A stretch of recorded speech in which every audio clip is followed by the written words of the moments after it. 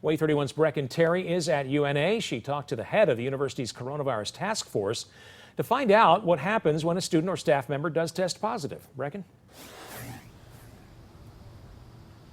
Dr. Kimberly Greenway is the head of UNA's coronavirus task force, and she told me anyone who tests positive has to isolate, and for many students who do, they end up going home.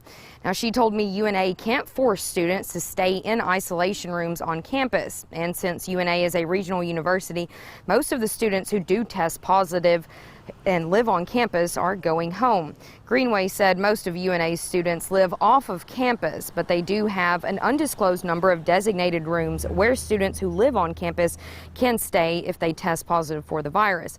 She also said the university doesn't have the room to house hundreds of students should they get sick and need to stay on campus. Now, I asked her who helps students who live on campus who can't go home if they test positive.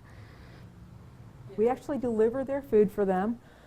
We have a team that as of last week started calling individuals who are in isolation just to ask them how they're doing, to check on them, to see how they're doing academically, to see if their needs are being met. UNA has over 8,000 students with about 6,500 students and staff on campus weekly.